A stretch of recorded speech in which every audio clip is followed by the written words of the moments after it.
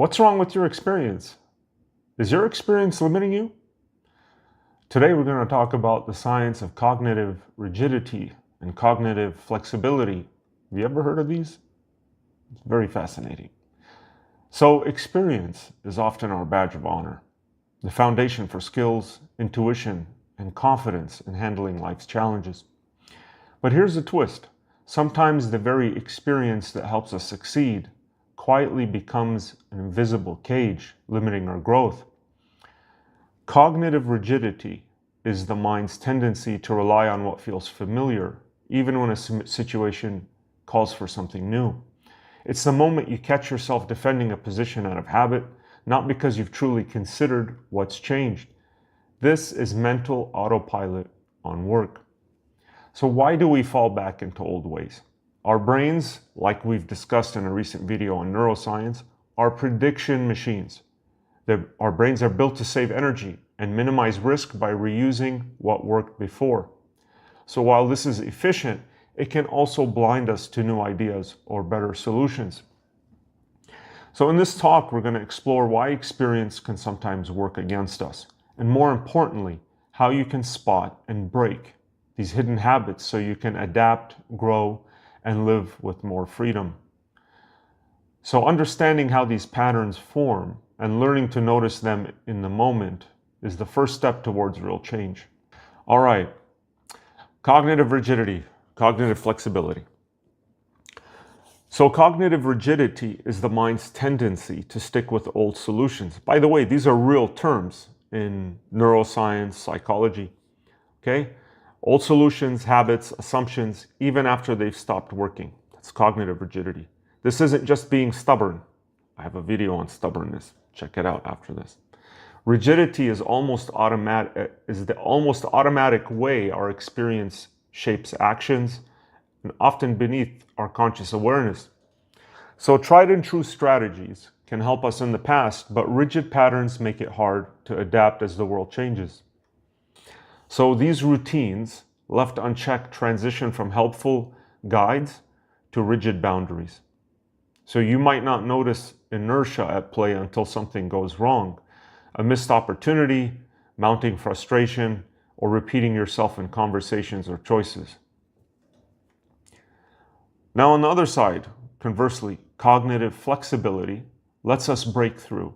It's the ability to update, to adapt, and retool thinking to new challenges or information.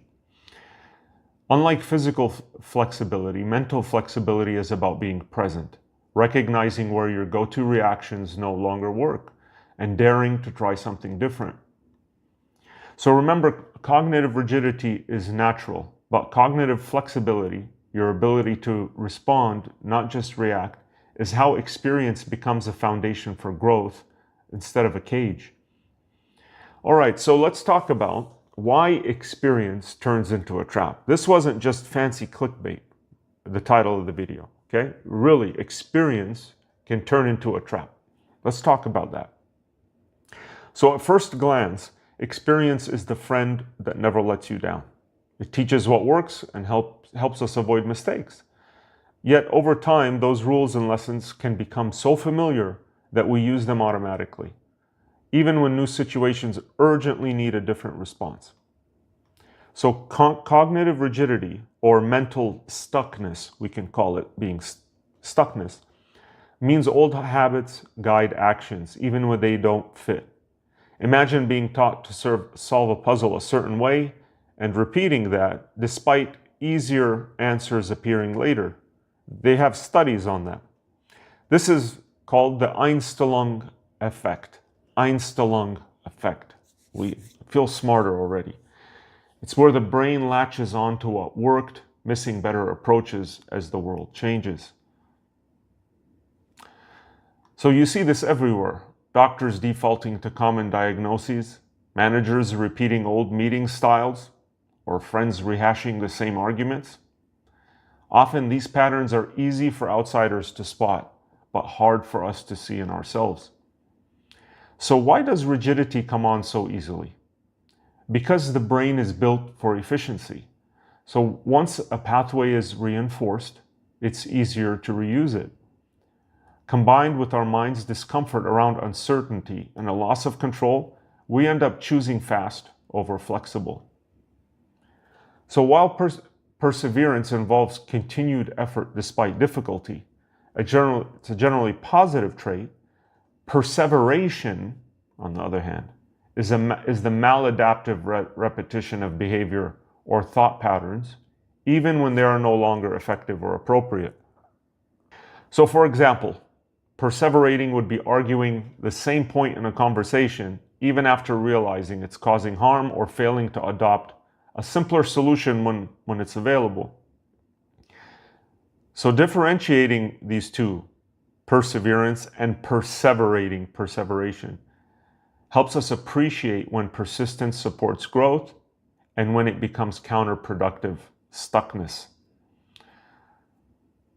So rigidity can outlast our efforts to change. Thoughts and behaviors keep looping back even when we want to try something new. So how do we keep experience from becoming a trap? By developing awareness, calling out invisible patterns, seeing where they show up, and understanding why they persist, so we can pivot towards more flexibility. Clinical neuroscientists, we call this tendency to use old approaches as a mental set. Learn this concept, mental set. It's a real concept. This is when you solve new problems in old ways, even if they don't fit now. So over time, these strategies become automatic thoughts that need little oversight. Okay, let's talk about the nature of cognitive flexibility. Cognitive flexibility, remember we started with rigidity. We're going to talk about flexibility. It's the mind's capacity to adapt, to shift focus, update strategies, and try new solutions as reality changes. So when rigidity locks you into a single routine, flexibility enables you to choose the approach that best fits the moment. So let's break down how flexibility actually works. First, set shifting. Set shifting allows you to change rules on the fly. For instance, if you're sorting, when I give you examples, they're going to be so simple, it's ridiculous, okay? So when I give you a simple example, I want you to apply it to more complex things in your life, okay? Set shifting allows you to change the rules on the fly. For instance, if you're sorting emails by importance, but realize that sorting by sender will save you more time, that's set shifting. Apply it to other areas of your life, okay? Task switching is changing between different activities, like pausing your budgeting to answer a phone call. So this helps you handle complex days efficiently. Then there's attentional flexibility. That's your ability to redirect focus, such as helping a child with homework while writing a report and then getting back on track. Then there's flexible inhibition. It's 4, right? I've gone through 4 of them, right? Set shifting, task switching, attentional flexibility. Rewind this if you have to, watch this again if you have to. 4th is flexible inhibition. It means you can stop yourself from repeating old habits like pausing before interrupting in a debate. So executive functions play a vital role in everyday life. Executive functions, by the way, should be a video in itself. So working memory, part of your executive functions, I said functions, is like your mental notepad, letting you hold and manipulate information. So then there's inhibitory control. It's the internal brake that helps you resist the urge to check your phone during a meeting or stop yourself from interrupting during a conversation. Then there's mental shifting. Remember, we're talking about executive functions right now, EF, executive functions. Mental shifting is your mind's ability to switch gears, such as moving effortlessly from writing an email to responding to a colleague's question without losing focus or being overwhelmed. So these abilities together shape how flexible and adaptive you are in daily challenges.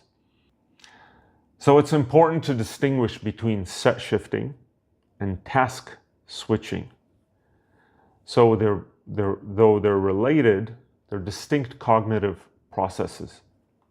Okay, set shifting refers to switching between different rules or mental frameworks within the same task.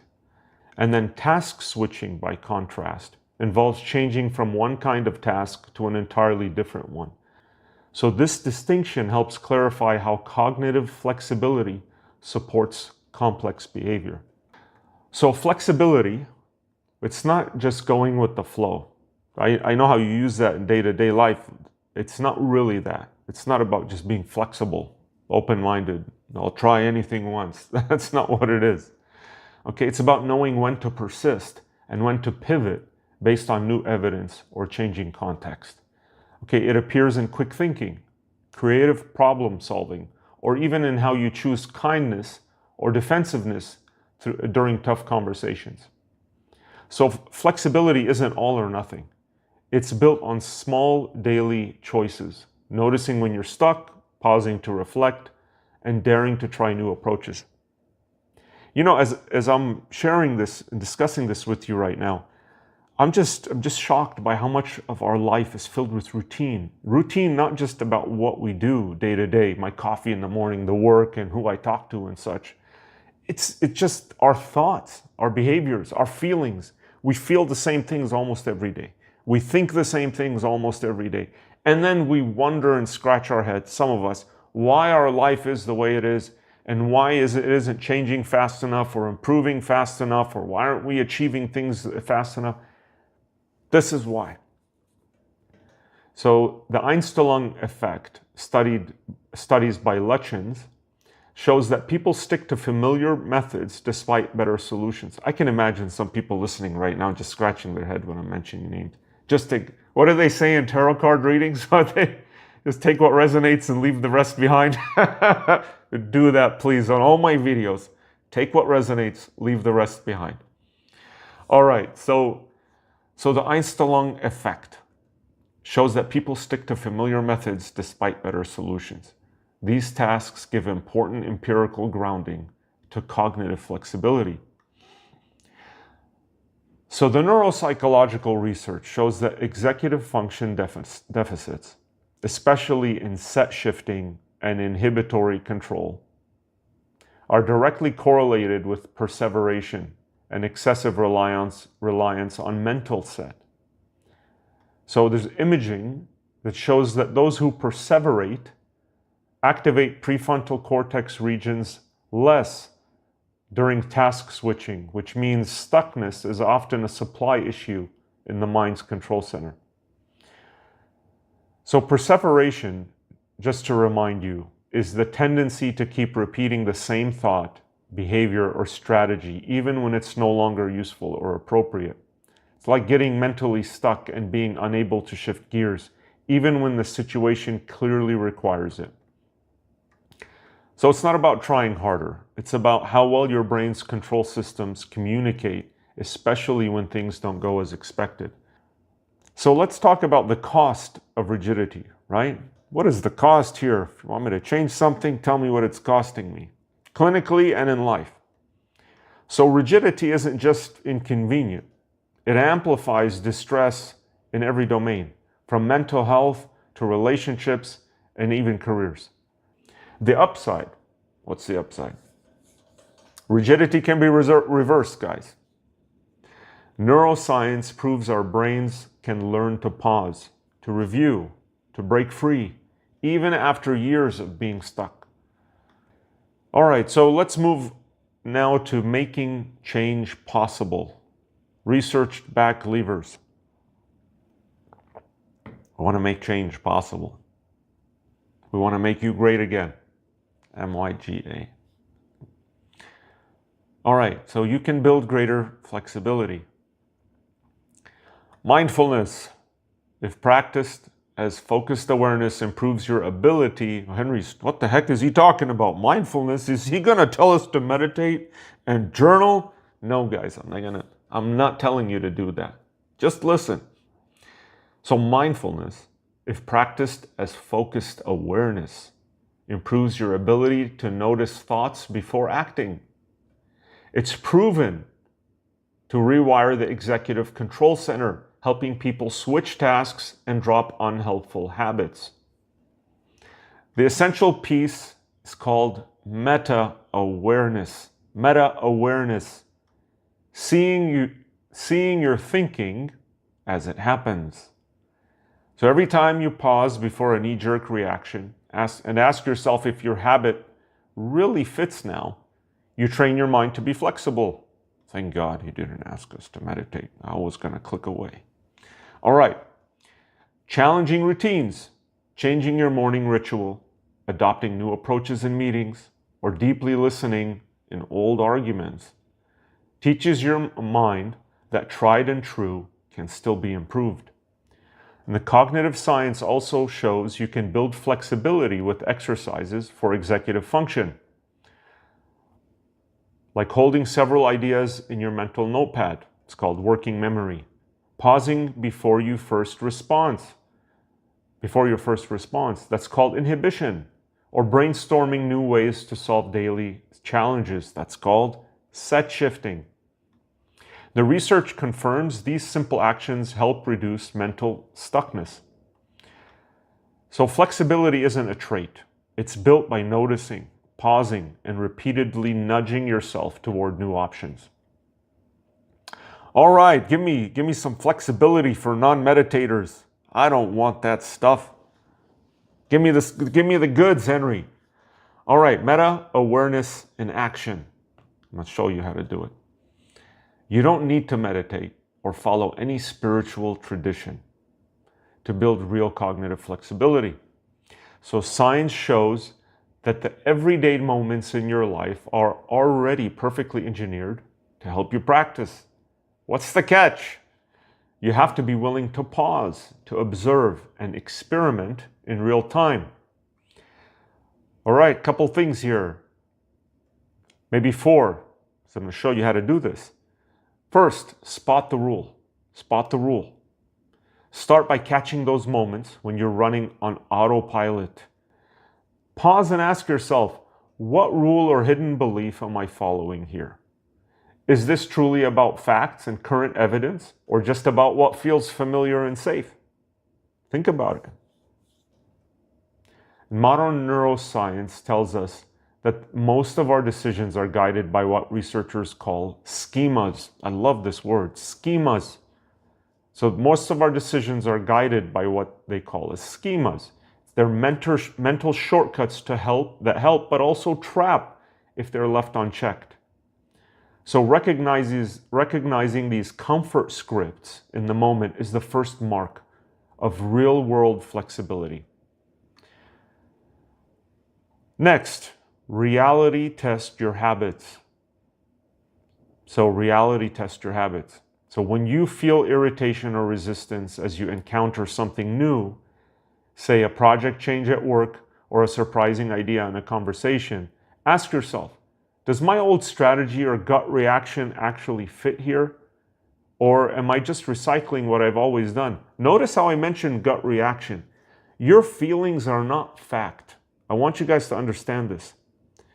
A lot of people in this world, a lot of people take fact as the feeling as the Holy Grail. Feelings are not facts. Okay? So I just mentioned, does my old strategy or gut reaction actually fit here, or am I just recycling what I've always done? I'm not telling you to ignore your feelings or your gut feelings or anything. I'm just saying they're not necessarily facts. You just gotta double check. Next, disrupt the routine. Disrupt the routine. Changing the trivial aspects of your daily routine, like how you commute, what you eat for lunch, the sequence of your morning habits. Guys, I simplify when I give you examples. Apply it to more complex things in your life, okay? So changing your routine may seem superficial, but the effect is profound. Studies demonstrate that these micro disruptions, they subtly retrain your brain's default pathways, making it easier to adapt to larger changes when they come. Another one, name your narrative. From unconscious story to freedom. Name your narrative. Most of what keeps us rigid isn't logic.